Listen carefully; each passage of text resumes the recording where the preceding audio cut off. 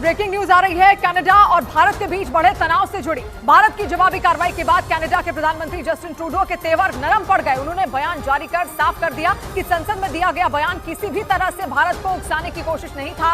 एक रोज पहले कनाडा के प्रधानमंत्री ने वहां की संसद में खालिस्तानी आतंकी हरदीप सिंह निज्जर की हत्या पर भारत के खिलाफ बयान दिया था। उन्होंने आरोप लगाया कि निज्जर की हत्या में कनाडा की जांच एजेंसियों को भारत के एजेंटों का हाथ होने का शक है। ट्रूडो के आरोपों को भारत सरकार ने निराधार और झूठा बताया। भारत के विदेश मंत्रालय ने भारत के आंतरिक मामलों में दखल देने का आरोप लगाते हुए कनाडा की सीनियर राजनयिक को 5 दिनों के अंदर भारत छोड़ देने का आदेश दे दिया, क्योंकि इससे ठीक पहले बिना किसी जानकारी के कनाडा के विदेश मंत्रालय ने भारत के राजनयिक को निकालने का आदेश दे दिया। खालिस्तान समर्थकों के मुद्दे पर दोनों देशों के बीच बढ़े तनाव के बीच कनाडा के प्रधानमंत्री जस्टिन ट्रूडो ने वहां की संसद में झूठे आरोप लगाकर भारत के खिलाफ जहर उगला। संसद में अपने भाषण के दौरान ट्रूडो ने आरोप लगाया कि 18 जून को खालिस्तान समर्थक आतंकी हरदीप सिंह निज्जर की हत्या में भारत का हाथ था और इसकी पूरी प्लानिंग भारत की खुफिया एजेंसियों ने रची थी। खालिस्तान के मुद्दे पर कनाडा की संसद में जस्टिन ट्रूडो ने भारत के खिलाफ झूठ का पुलिंदा खोल दिया। Canadian security agencies have been actively pursuing credible allegations of a potential link between agents of the government of India and the killing of a Canadian citizen, Hardeep Singh Nijjar. Canada के प्रधानमंत्री वहां की संसद में भारत के खिलाफ झूठ पर झूठ बोलते दिखे। खालिस्तान समर्थकों और अलगाववाद के मुद्दे पर संसद में उन्होंने एक शब्द भी नहीं बोला। कनाडा के प्रधानमंत्री ने वहां की संसद में भारत के खिलाफ जहर ही नहीं उगला, बल्कि कनाडा में भारत के एक राजनयिक को भी देश से निकालने के लिए आदेश दे दिए, जिसके बाद दोनों देशों के बीच तनाव बढ़ गया। लेकिन कनाडा की इस बेतुकी हरकत और झूठे आरोपों पर भारत सरकार ने करारा जवाब दिया। भारत ने कनाडा के राजनयिक को फटकार लगाते हुए 5 दिनों के अंदर भारत छोड़ देने का आदेश दे दिया, क्योंकि उन पर भारत के आंतरिक मामलों में दखल देने के आरोप लग रहे थे। भारत के विदेश मंत्रालय ने कनाडा के प्रधानमंत्री की तरफ से लगाए गए सभी आरोपों को सिरे से खारिज कर दिया।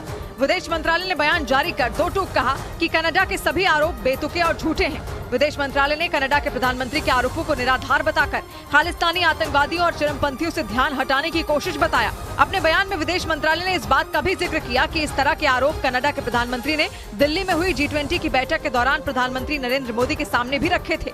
तब प्रधानमंत्री नरेंद्र मोदी ने उसी वक्त उन्हें पूरी तरह से खारिज कर दिया था। भारत के विदेश मंत्रालय ने आरोप लगाया कि अलगाववादियों और खालिस्तान समर्थक आतंकियों को कनाडा में पनाह दी गई, जो भारत की संप्रभुता और अखंडता के लिए खतरा है। इस बीच भारत के खिलाफ झूठे आरोपों का पुलिंदा खोलकर कनाडा के प्रधानमंत्री जस्टिन ट्रूडो अपने ही देश में गिर गए। भारत के खिलाफ संसद में जहर उगलने के बाद कनाडा के मीडिया ने ही उन्हें आईना दिखा दिया और सवाल उठाया कि सिर्फ 3 महीने में ही कैसे जांच पूरी हो गई और प्रधानमंत्री ने बिना जांच पूरी हुए कैसे देश की संसद में भारत के खिलाफ इतने बड़े आरोप लगा दिए।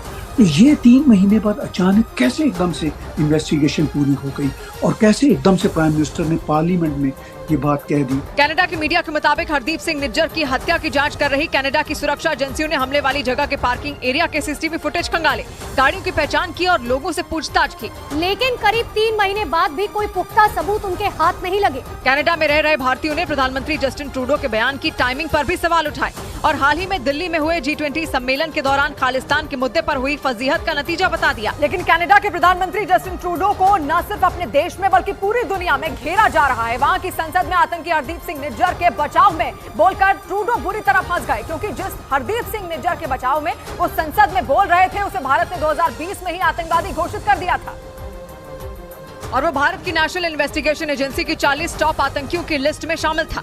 भारत की पंजाब पुलिस के दस्तावेजों के मुताबिक निज्जर जालंधर के भार सिंहपुरा गांव का रहने वाला था और 1996 में कनाडा चला गया था, जहां उसने प्लम्बर के रूप में काम करना शुरू किया। आरोप है कि उसने कनाडा में दाखिल होने के लिए नकली पासपोर्ट का इस्तेमाल किया था और फिर शरणार्थी होने का दावा किया था। बाद में उसने कनाडा में ही शादी कर ली।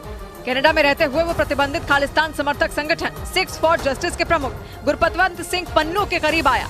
उसे आतंकी संगठन KTF यानी खालिस्तानी टाइगर फोर्स का सरगना बनाया गया और पिछले कई सालों से कनाडा में बैठकर ही वो अपने KTF को ऑपरेट कर रहा था। लेकिन इसी साल 18 जून को गोली मारकर उसकी हत्या कर दी गई थी और अब संसद में खड़े होकर आतंकी हरदीप सिंह निज्जर का समर्थन करने वाले कनाडा के प्रधानमंत्री जस्टिन ट्रूडो पूरी दुनिया में अलग थलग पड़ते नजर आ रहे हैं। दिल्ली में हुए G20 सम्मेलन के दौरान भी अमेरिका, ब्रिटेन, जापान और इटली जैसे बड़े देशों ने कनाडा को खालिस्तान समर्थकों के मुद्दे पर समर्थन नहीं किया था, क्योंकि जिस वक्त कनाडा के प्रधानमंत्री दिल्ली में दुनिया के तमाम दिग्गजों से मुलाकात करके अपने पक्ष में माहौल बना रहे थे, ठीक उसी वक्त कनाडा में कुछ खालिस्तान समर्थक जनमत संग्रह करवा रहे थे, जिस पर भारत के विदेश मंत्रालय ने सख्त आपत्ति दर्ज कराई थी। ब्रिटेन के प्रधानमंत्री ऋषि सुनक ने तो दो टूक कह दिया था कि ब्रिटेन में किसी भी तरह का कट्टरवाद मंजूर नहीं किया जाएगा। और अब जब कनाडा के प्रधानमंत्री जस्टिन ट्रूडो ने G7 के सदस्य देशों को इस मामले की जानकारी दी, तब भी उन्हें ज्यादा तवज्जो नहीं मिली। जापान, अमेरिका और इटली ने खालिस्तान के मुद्दे पर उनका साथ नहीं दिया। मतलब ये कि भारत की डिप्लोमेसी के आगे कनाडा के प्रधानमंत्री की एक न चली।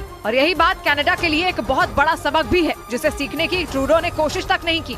मतलब ये कि भारत के खिलाफ बेबुनियाद आरोप लगाकर भी वो दुनिया की किसी बड़ी ताकत का समर्थन हासिल नहीं कर सकते। और खालिस्तान समर्थकों के मुद्दे पर संसद में ट्रूडो के बयान के बाद कनाडा और भारत के बीच रिश्तों में खटास और ज्यादा बढ़ गई। जस्टिन ट्रूडो ने वहां की संसद में भारत के खिलाफ दिए गए बयान को भारत में G20 सम्मेलन के दौरान हुई उनकी फजीहत के बाद की छटपटाहट का नतीजा बताया।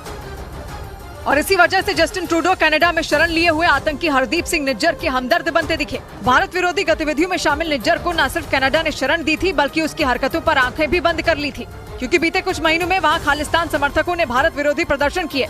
कनाडा में भारत के दूतावास पर हमला किया गया और भारत के राजनयिकों को निशाना बनाया गया। भारत ने कनाडा में शरण लिए हुए खालिस्तान समर्थकों और हमले के दोषियों पर एक्शन लेने की मांग की। लेकिन कनाडा सरकार पर खालिस्तान समर्थकों को बचाने और जांच में लापरवाही करने के आरोप लगे। नतीजा ये रहा कि दिल्ली में G20 सम्मेलन के दौरान जब कनाडा के प्रधानमंत्री जस्टिन ट्रूडो पहुंचे तो प्रधानमंत्री नरेंद्र मोदी ने खूब खरी खोटी सुना दी, जिसकी चर्चा कनाडा के मीडिया में भी हुई थी।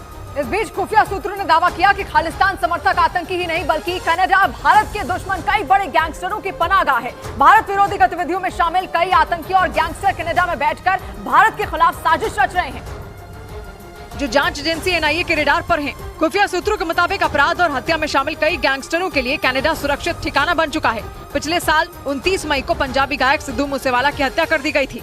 इस हत्याकांड में भी कनाडा कनेक्शन सामने आया था, क्योंकि पुलिस सूत्रों का दावा है कि जांच में पता चला था कि मूसेवाला की हत्या के मास्टरमाइंड गैंगस्टर गोल्डी बराड़ ने कनाडा में बैठकर ही पूरी साजिश रची थी। इतना ही नहीं, खालिस्तानी आतंकी गुरपतवंत सिंह पन्नू और गैंगस्टर अर्श डल्ला के अलावा दर्जनों खूंखार गैंगस्टरों ने भी कनाडा में पनाह ले रखी है। इनमें से कई के खिलाफ भारत ने इनाम तक घोषित कर रखा है, जबकि कईयों के खिलाफ रेड कॉर्नर नोटिस जारी हो चुके हैं। मतलब कनाडा की जमीन से गैंगस्टर और खालिस्तानी आतंकी मिलकर भारत का माहौल बिगाड़ने के लिए लगातार साजिश रच रहे हैं। लेकिन कनाडा के प्रधानमंत्री जस्टिन ट्रूडो का खालिस्तान प्रेम कोई नया नहीं है, बल्कि ये उन्हें राजनीतिक विरासत में मिला। वो अपने पिता के ही नक्शे कदम पर चल रहे हैं। जस्टिन ट्रूडो के पिता पियर ट्रूडो 1970 और 80 के दशक में कनाडा के प्रधानमंत्री थे, जिन्होंने अपने कार्यकाल के दौरान खालिस्तानियों को खूब शह दी थी।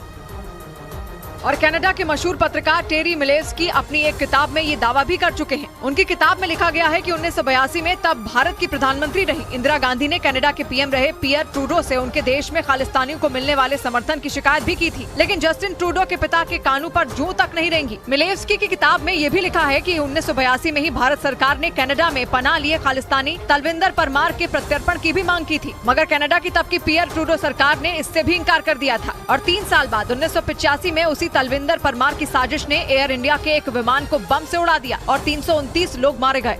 इधर जम्मू में डोगरा फ्रंट ने कनाडा के PM जस्टिन ट्रूडो के बयान के विरोध में प्रदर्शन किया, क्योंकि उन्होंने खालिस्तान समर्थक आतंकी हरदीप सिंह निज्जर की हत्या में भारत का हाथ होने का आरोप लगाया, जिससे नाराज डोगरा फ्रंट के कार्यकर्ताओं ने सड़क पर मार्च निकाला और कनाडा के PM जस्टिन ट्रूडो का पोस्टर लेकर उनके खिलाफ जमकर नारेबाजी की। जस्टिन ट्रूडो हाय हाय, जस्टिन ट्रूडो हाय हाय। इस दौरान उन्होंने कनाडा के PM के खिलाफ अपना गुस्सा जाहिर किया।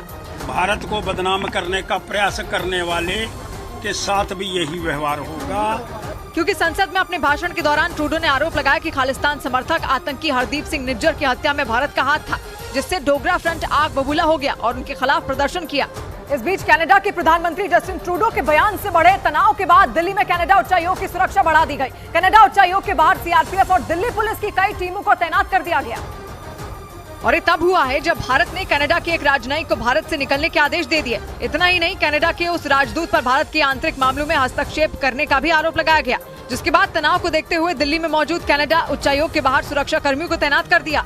आप यहाँ पर देख सकते हैं कि अलग अलग जो एजेंसियां हैं उनके फोर्सेस तैनात की गई है। कनाडा के उस राजनयिक को निष्कासित किए जाने के बाद गृह मंत्रालय ने यह फैसला लिया।